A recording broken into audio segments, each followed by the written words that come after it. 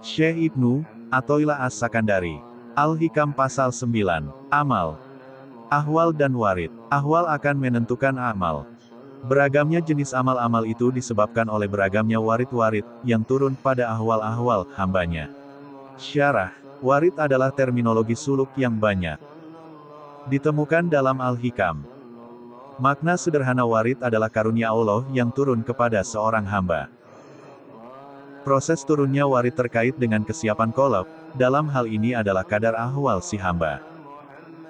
Sebagai contoh, dalam Al-Quran Allah berfirman, tidak dianugerahkan al-hasanah itu melainkan kepada orang-orang yang sabar. Qs. Al-Fussilat 41:35. Dalam ayat di atas, sabar adalah ahwal si hamba, dan al-hasanah yang dianugerahkan merupakan warid yang Allah karuniakan. Namun dalam pasal ini Ibnu Athaillah tidak hanya berbicara tentang ahwal dan warid, namun juga berbicara keterkaitan antara warid dan amal. Bahwa warid yang diterima seorang hamba terkait dengan amal hamba tersebut. Amal yang dimaksud di sini adalah berupa amal yang khusus, yakni amal atau dharma yang terkait dengan misi hidup atau jati diri seseorang. Haruslah dipahami bahwa jati diri setiap manusia adalah unik dan berbeda. Suatu warid yang Allah karuniakan kepada seorang hamba pasti akan mengungkap jati diri hamba tersebut. Seorang nabi, seorang rasul, seorang wali, seorang mursyid, seorang raja, seorang ilmuwan, masing-masing memiliki amal-amal yang khusus terkait jati dirinya. Misalkan seorang hamba yang jati dirinya sebagai mursyid, maka akan dikaruniai warid berupa pengetahuan atau kemampuan untuk membimbing murid-muridnya. Dalam pandangan tasawuf, hal diartikan sebagai pengalaman rohani dalam proses mencapai hakikat dan makrifat. Hal merupakan zauk atau rasa yang berkaitan dengan hakikat ketuhanan yang melahirkan makrifatullah pengenalan tentang Allah. Tanpa hal tidak ada hakikat dan tidak diperoleh makrifat. Ahli ilmu membina makrifat melalui dalil ilmiah tetapi ahli tasawuf bermakrifat melalui pengalaman tentang hakikat. Sebelum memperoleh pengalaman hakikat, ahli kerohanian terlebih dahulu memperoleh kasyaf yaitu terbuka kegoiban kepadanya. Ada orang mencari kasyaf yang dapat melihat makhluk gaib seperti jin. Dalam proses mencapai hakikat ketuhanan kasyaf yang demikian tidak penting. Kasyaf yang penting adalah yang dapat mengenali tipu daya syaitan yang bersembunyi dalam berbagai bentuk dan suasana dunia ini. Rasulullah SAW sendiri sebagai ahli kasyaf yang paling unggul hanya melihat Jibril a.s. dalam rupanya yang asli 2 kali saja, walaupun pada setiap kali Jibril a.s. menemui Rasulullah SAW dengan rupa yang berbeda-beda, Rasulullah tetap mengenalinya sebagai Jibril a.s. Bila seseorang ahli kerohanian memperoleh kasyaf maka dia telah bersedia untuk menerima kedatangan hal atau zauk yaitu pengalaman kerohanian tentang hakikat ketuhanan. Hal tidak mungkin diperoleh dengan beramal dan menuntut ilmu. Sebelum ini pernah dinyatakan bahwa tidak ada jalan untuk masuk ke dalam gerbang makrifat. Seseorang hanya mampu beramal dan menuntut ilmu untuk sampai pintu gerbangnya. Apabila sampai di situ seseorang hanya menanti karunia Allah, semata-mata karunia Allah yang membawa makrifat kepada hamba-hambanya. Karunia Allah yang mengandung makrifat itu dinamakan hal.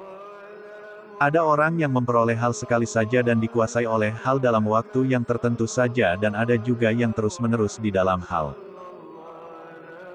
Hal yang terus-menerus atau berkekalan dinamakan wisol yaitu penyerapan hal secara terus-menerus, kekal atau bako. Orang yang mencapai wisol akan terus hidup dengan cara hal yang terjadi. Hal-hal ahwal dan wisol bisa dibagi menjadi 5 macam. 1. Abid. Abid adalah orang yang dikuasai oleh hal atau zauk yang membuat dia merasakan dengan sangat bahwa dirinya hanyalah seorang hamba yang tidak memiliki apa-apa dan tidak mempunyai daya dan upaya untuk melakukan sesuatu. Kekuatan, usaha, bakat-bakat dan apa saja yang ada dengannya adalah daya dan upaya yang dari Allah. Semuanya itu adalah karunia Allah semata-mata. Allah sebagai pemilik yang sebenarnya, apabila Dia memberi, maka Dia berhak mengambil kembali pada masa yang Dia kehendaki. Seorang abid benar-benar bersandar kepada Allah SWT, sekiranya dia melepaskan sandaran itu dia akan jatuh, karena dia benar-benar melihat dirinya kehilangan apa yang datangnya dari Allah SWT. 2. Asyikin. Asyikin ialah orang yang memandang sifat keindahan Allah SWT. Rupa, bentuk, warna dan ukuran tidak menjadi soal kepadanya karena apa saja yang dilihatnya menjadi cermin yang dia melihat keindahan serta keelokan Allah SWT di dalamnya. Amal atau kelakuan asyikin ialah gemar merenungi alam dan memuji keindahan Allah SWT pada apa yang disaksikannya. Dia boleh duduk menikmati keindahan alam beberapa jam tanpa merasa jemu. Kilauan ombak dan titikan hujan memukau pandangan hatinya.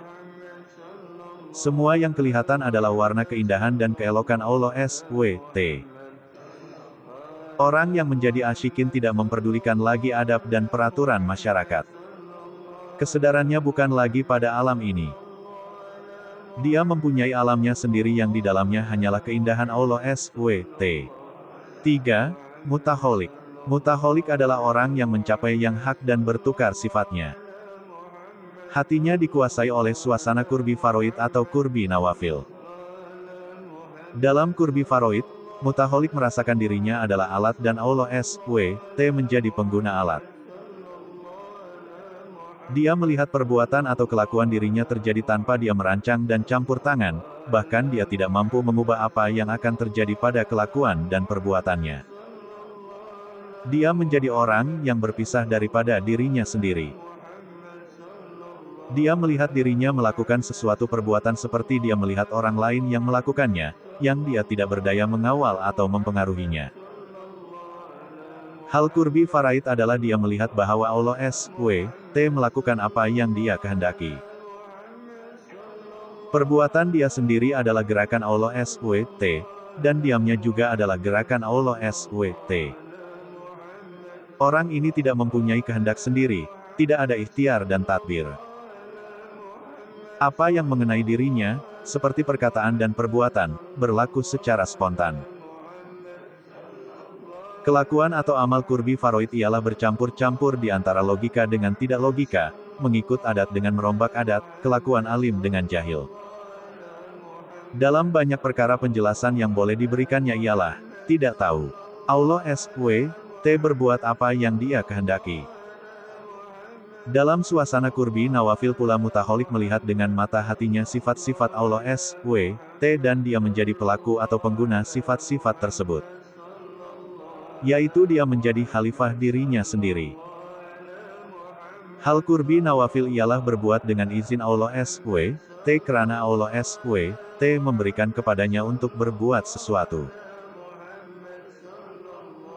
Contoh kurbi nawafil adalah kelakuan Nabi Isa AS yang membentuk rupa burung dari tanah liat lalu menyuruh burung itu terbang dengan izin Allah SWT, juga kelakuan beliau AS menyeru orang mati supaya bangkit dari kuburnya. Nabi Isa AS melihat sifat-sifat Allah SWT yang diizinkan menjadi kemampuan beliau, sebab itu beliau tidak ragu-ragu untuk menggunakan kemampuan tersebut menjadikan burung dan menghidupkan orang mati dengan izin Allah SWT. 4. Muwahid. Muwahid fana, dalam zat. Zatnya lenyap dan zat mutlak yang menguasainya. Bagi muwahid ialah dirinya tidak ada, yang ada hanya Allah SWT. Orang ini telah putus hubungannya dengan kesedaran basyariah dan sekalian maujud. Kelakuan atau amalnya tidak lagi seperti manusia biasa karena dia telah terlepas dari sifat-sifat kemanusiaan dan kemakhlukan. Misalkan dia bernama Abdullah, dan jika ditanya kepadanya di manakah Abdullah, maka dia akan menjawab Abdullah tidak ada, yang ada hanyalah Allah. Dia benar-benar telah lenyap dari keabdullahan, dan benar-benar dikuasai oleh kealahan. Ketika dia dikuasai oleh hal dia terlepas daripada beban hukum syarak. Dia telah fana dari aku, dirinya dan dikuasai oleh kewujudan, aku hakiki. Walau bagaimanapun sikap dan kelakuannya dia tetap dalam ridho Allah SWT. Apabila dia tidak dikuasai oleh hal, kesadarannya kembali dan dia menjadi ahli syariat yang taat. Perlu diketahui bahwa hal tidak boleh dibuat-buat dan orang yang dikuasai oleh hal tidak berupaya menahannya. Orang-orang sufi bersepakat mengatakan bahwa siapa yang mengatakan ana al-haq, sedangkan dia masih sadar tentang dirinya, maka orang tersebut adalah sesat dan kufur. 5. Mutahakik. Mutahakik ialah orang yang setelah fana dalam zat turun kembali kepada kesadaran sifat. Seperti yang terjadi kepada nabi-nabi dan wali-wali demi melaksanakan amanat sebagai khalifah Allah di muka bumi dan kehidupan dunia yang wajib diurusi. Dalam kesadaran zat seseorang tidak keluar dari halwatnya dengan Allah SWT, dan tidak peduli tentang keruntuhan rumah tangga dan kehancuran dunia seluruhnya. Sebab itu orang yang demikian tidak boleh dijadikan pemimpin. Dia mesti turun kepada kesadaran sifat, barulah dia boleh memimpin orang lain.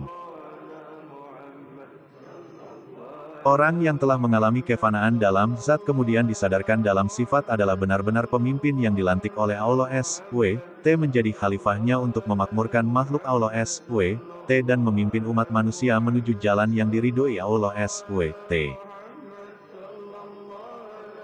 Orang inilah yang menjadi ahli makrifat yang sejati, ahli hakikat yang sejati, ahli thariqah yang sejati dan ahli syariat yang sejati, berkumpul padanya dalam satu kesatuan yang menjadikannya insan robani.